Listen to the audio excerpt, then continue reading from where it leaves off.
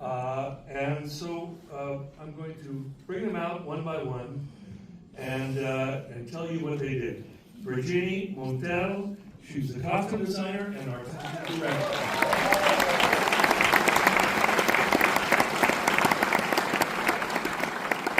Clément Ducal, he's the composer, and his partner, Camille. I'm very lucky to have Camille, great musicians, and she's a great pop star. And this is someone from the United States, Selena Gomez.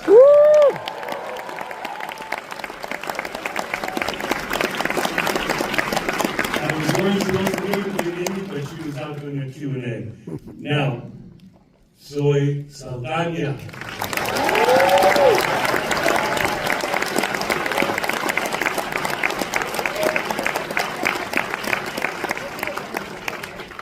Karla Sofia Gascón.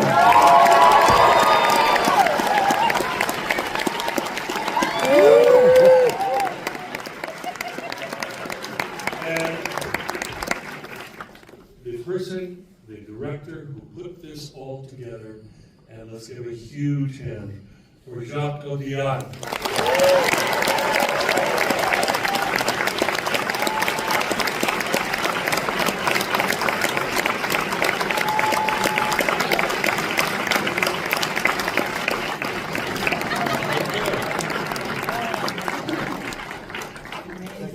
Of course. Now, we're going to start. We have a short amount of time. I mean, I could be going on all night here because, as you saw, there's brilliance on the screen. But Jacques does not want to be the first one to talk, so I'm going to jump to Karla. On me, with me. You're first. And I want to know, because it's such an extraordinary performance. You're playing two people, and they are totally, completely different. And the thing that's great to me, and I want you to describe this process, of having to play Manitas and to play Emilia, and you know, I believe that the people that you knew very well did not recognize you. Yeah. And talk about that transition and what you had to do to play those two parts. The first thing hello. And the second thing I want to say is, you feeling afraid from Manitas at the beginning? Yes. You need to watch this movie in German. It's another movie. It's a horror movie. It's true. I saw the other day the trailer in German, and when I speak Manitas, I said, please.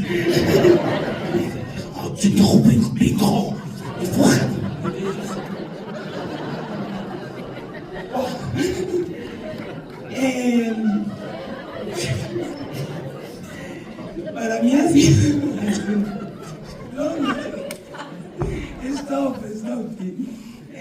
para mí ha sido maravilloso, o sea, es un regalo de la vida el que me ha dado Jacques, pero realmente no es un trabajo solo mío, es un trabajo que es de muchas personas que trabajan en esta película, de mis compañeras, de Camille y Clément, de Virginie, que ha hecho un trabajo exquisito en lo que es la construcción también del personaje en cuanto a la forma física, y obviamente para mí pues ha sido un viaje increíble y maravilloso el poder interpretar este personaje en sus dos versiones, ¿no?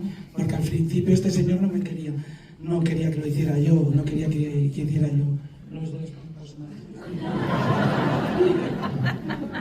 Well, for me, this has been a wonderful experience. It's a gift from life, thanks to Jacques.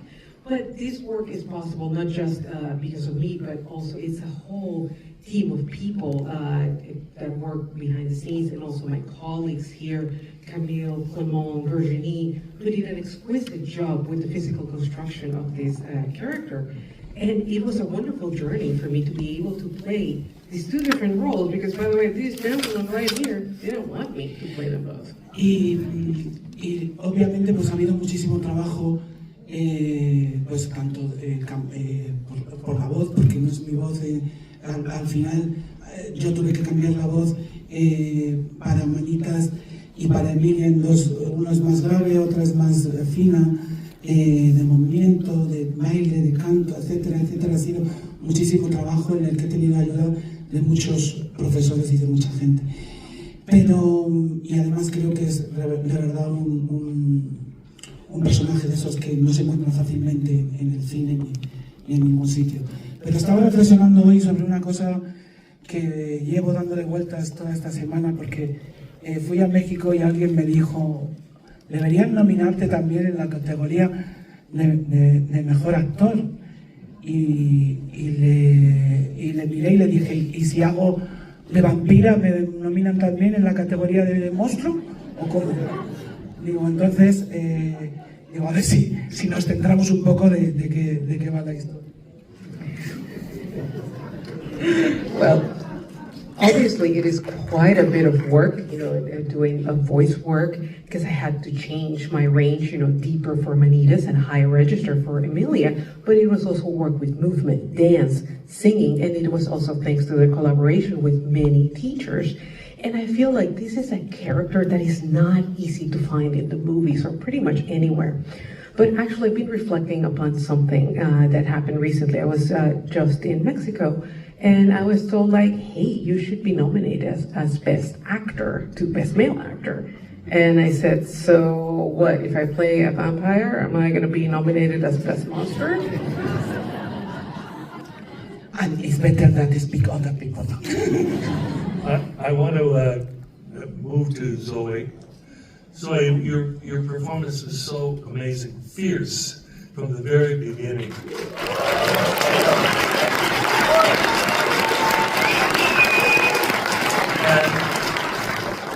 But I didn't know that you were such a dancer and singer, and you really, in that huge final number, was amazing.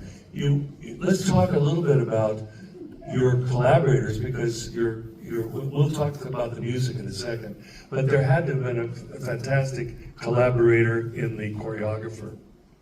Yes, and he's not here today. Damien Jalet was. I feel like it's the Jacques had assembled, a group of Avengers. I mean, no pun intended, of individuals that are masters in their own field. When it comes to music and composition, Clément and Camille are just masters in what they do. His collaboration with Virginie when it comes to art direction and costumes is just incredible and prolific. And Damien is a master in his own very right as one of the top choreographers globally, who not only does tours for Madonna, but he's also then choreographing, for companies in Japan. And Jacques had, partnered with him. By the time I came on board, I think that the fact that I had a dancer background enticed them, maybe it got me the part, so good, because then that means I had to bring in the acting chops, I guess. It was an opportunity for me to reconnect with a part of me that I had so long, forgotten and left behind. I danced for the first part of my life, and it was something that was medicinal to my spirit. After losing a parent at 9 years old, dance became this thing, this refuge that I would go to. And at first it was 1 hour a day, then it was 6 hours a day. And then all of a sudden, in a compilation of 10, 11 years, after reading Maxwell Gladwell's book, I was like, oh my God, I mastered something. Even though I didn't pursue it professionally, I had mastered it, but then I left it behind. I was able to use those skills and transition into acting and go to space and do amazing things there as playing, blue and green aliens, and I'm very grateful for. And but later on in my life, as people often feel, you feel stuck, you feel stunted, you feel like, okay, what's next? What is it? What is my next challenge? How am I going to evolve from this? And my evolution was a desire to reconnect. And I'm just, Jacques wasn't in my bucket list. He was in my bucket list of filmmakers to work with. That was never going to happen. So this opportunity for it to be in the form of Emilia Perez and Rita, to be this Jiminy Cricket, even though she's not the voice of reason for Emilia, she tries to be, but in the end, she wants her own transition, she wants her own disappearance, and she's willing to go to great lengths to achieve it. Gave me the opportunity to sort of find where Rita lives in the real world and where Rita disconnects from the real world and is completely insane in her own right.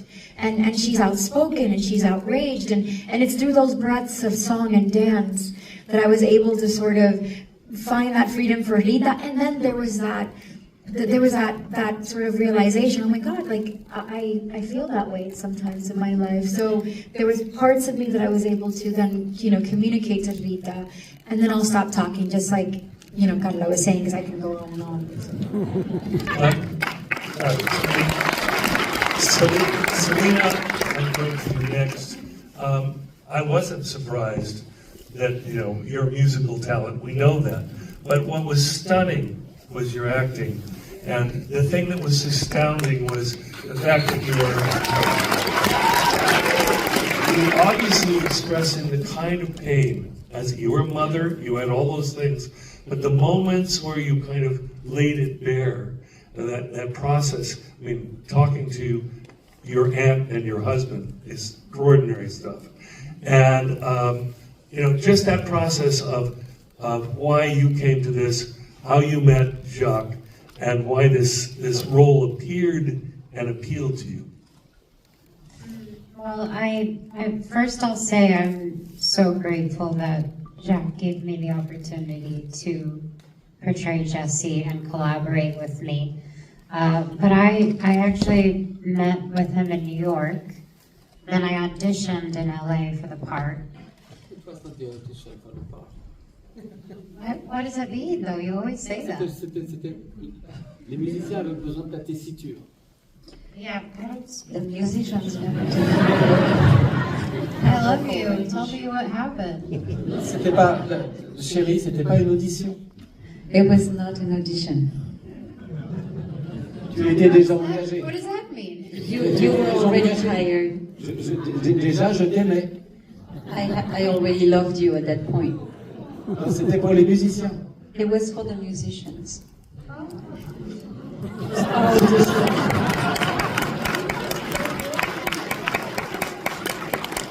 my God, thank you so much. That would have been nice to know, I guess. I'm sorry.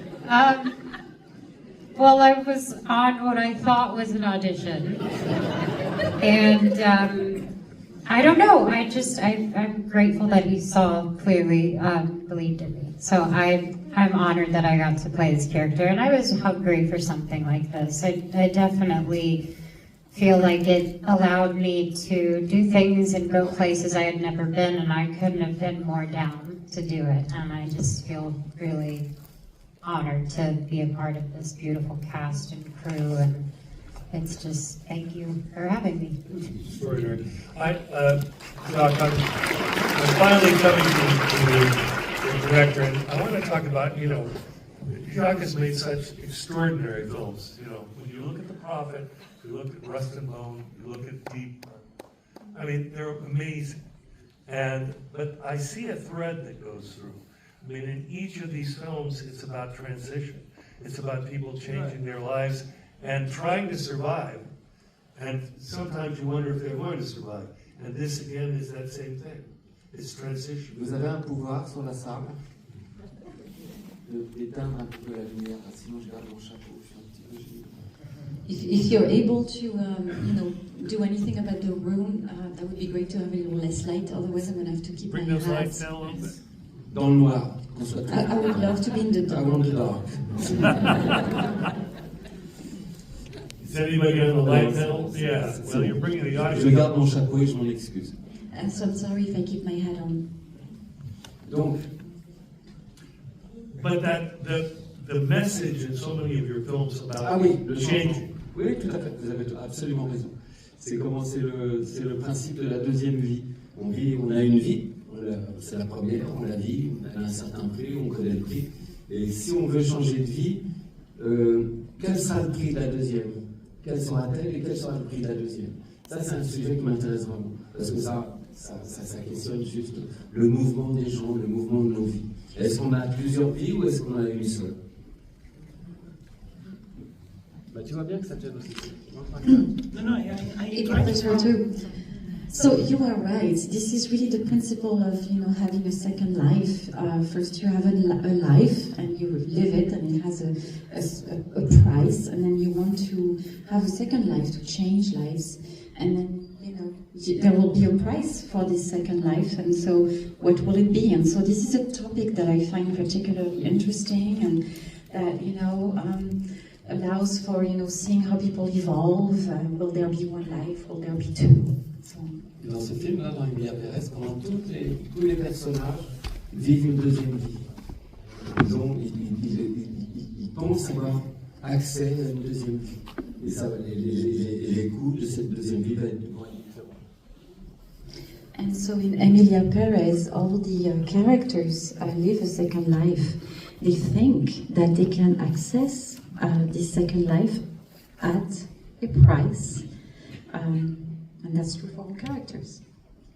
I think one of the things that I think is important to understand, this is such an extraordinary project, and the evolution, because it is a musical, but it's a very unique musical. And I think it says that you give credit to a novel, but I think it would be interesting for them to hear how you took that journey and finally came to the realization, because Mexico, for those of you who know Mexico, which is a fantastic country, they shot this on stage in France. But you feel Mexico. The sound of the street you constantly hear. The second time I saw it tonight, I was struck by the sound. Because in Mexico, there are people everywhere. And you're feeling it. But let's talk about the evolution. And well, I'm not going to answer you. You tell. Just in the sense of going, originally thinking about to do an opera and changing it to a folk. Alors ça, c'est un truc un peu étonnant. C'est que j'aime l'opéra, je ne suis pas non plus un très très grand connaisseur de l'opéra, et que j'ai écrit en 30 jours, j'ai écrit 28 pages, qui était un livret d'opéra. Ça m'a beaucoup étonné, je ne sais même pas d'où c'est tombé. Et après, je dois dire aussi, quand je dis que c'est un livret d'opéra, c'était divisé en actes, il y avait 4 actes, c'était plutôt des tableaux, des scènes, c'était des personnages très, très archétypés, sans psychologie, comme dans l'opéra, des choses en mouvement. D'où ça me vient, ça c'était un peu complexe, je ne sais plus trop. Mais n'empêche que je crois que le musical me bandéronné, comme on dit en français, c'est que mon deuxième film, Un héros très discret, on avait pensé en faire un petit opéra avec Alexandre Desplat. Et un petit opéra à la façon de Brecht Éveil, de Nixon China ou de Black Friday. Et on l'a pas fait, on a été paresseux. Et alors c'est pas si étonnant que ça réapparaisse 30 ans, je sais plus combien.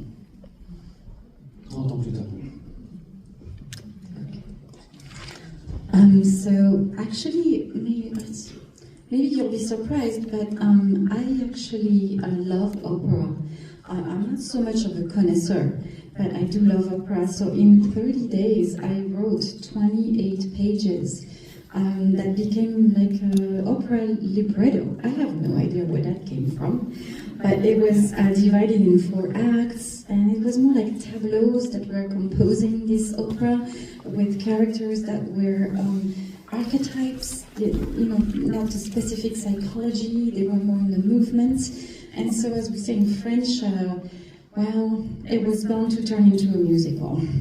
And so, it was something that happened because way back then when I made A Self-Made Hero, it could have become an opera. With Desplat, we thought maybe we could do an opera like Brecht or Black Rider. But it didn't get done because we were kind of lazy. And so 30 days later, there you go. We got one.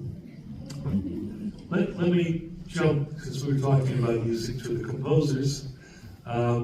Camille and Clément, the thing that's extraordinary is that they're French, they don't speak Spanish, but these songs are in Spanish.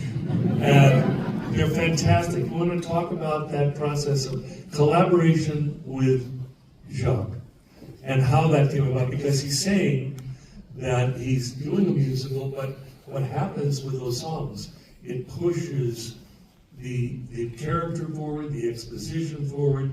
You don't have to say it all in the words, you're saying it in the songs. Can you talk about that collaboration? Yeah, it was a long journey, almost 5 years actually. Jacques wanted us to be involved from the very beginning of the script's construction. So we were stuck in the Périgord, southwest of France. And in the morning we'd sit around the table with Jacques and Thomas Biguin, his collaborator, just reading the treatment. It was a kind of 20 pages novel kind of thing. And just pointing out the scenes that could be used for a song. In the afternoon, we'd go to the studio with Camille to write the music, and at the end of the day, Jacques and Thomas would come to listen to the music.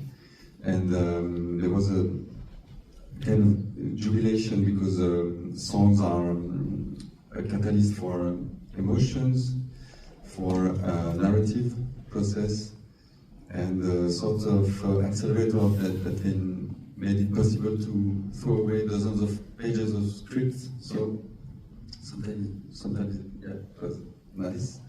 And in the evenings we watched musicals and had parties sometimes to strengthen the bonds between us. And yeah, the songs and the music are woven together with the script, the story, the characters. And every character sings for a different reason. That's what I like about it. I mean, as Jacques was quoting the other day, tough guys don't dance, tough guys don't sing. And Emilia sings for the first time for Rita. And then she has kind of she changes voice in the other direction. She becomes a singer. Rita sings for another reason. She wants to tell the truth about her country, about how she feels about justice. And she cannot say all that loud because her life, which is also at jeopardy, would be even more threatened. And she has a very, we really wanted her singing to be very sharp and precise because her character is a perfectionist. Character is very precise. She's a lawyer. Jessie sings for another reason. She sings because she wants to go out of the cage, and she gets out of the cage. After Bienvenida and Mi Camino, she's not the girl singing the box. She's not the pop singer. She's a woman who's alive and who's alone. She sings along the song when she's free. It works. It really works.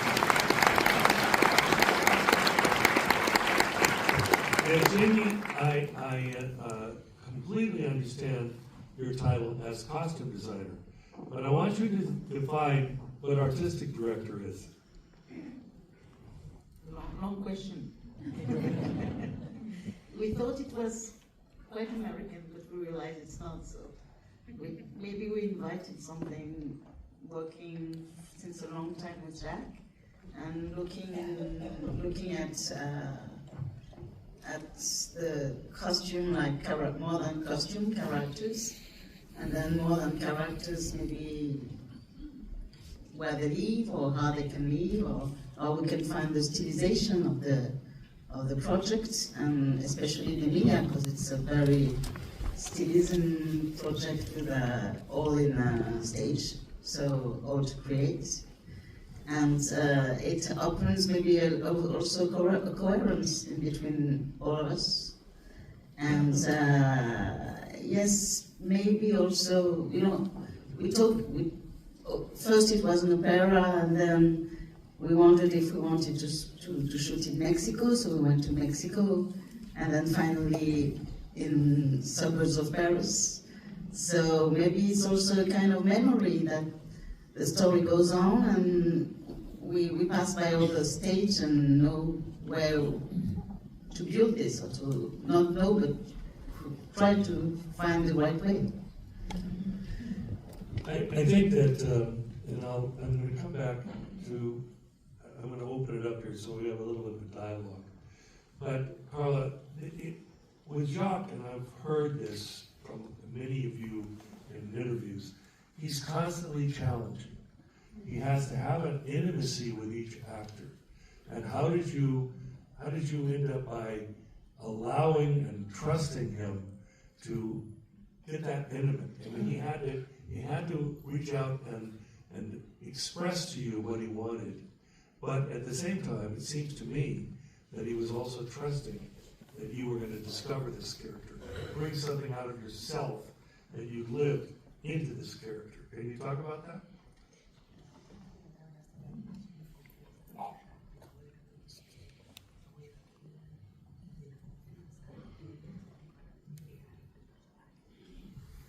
Bueno, ya que es el director más inteligente del mundo, entonces es muy fácil. No, creo que es una persona que es muy abierta a escuchar a las personas que tiene alrededor. Es una persona que no se casa con sus propias ideas, que intenta siempre recoger lo mejor de todos nosotros que estamos alrededor, y en mi caso pues ha sido lo mismo. Yo me siento muy feliz de que en este proceso me haya dejado colaborar en la parte que me tocaba. Yo quería colaborar en muchas más cosas, pero a veces ya me decía, ya tampoco hace falta que colabores tanto.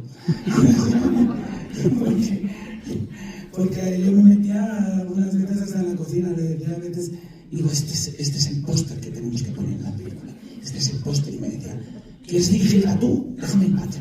Entonces, ha sido un proceso muy hermoso, porque al final Jacques y yo sí tenemos una cosa en común, creo, poca cosa, pero en común tenemos que sentimos una pasión muy grande por lo que estamos haciendo. Y al final yo siempre me he visto con él como si fuéramos dos niños jugando en una alfombra a los trenecitos y a los muñecos, que no nos entendíamos porque éramos de otro país, pero sabíamos que estábamos jugando a algo maravilloso. Y eso ha sido lo que hemos hecho.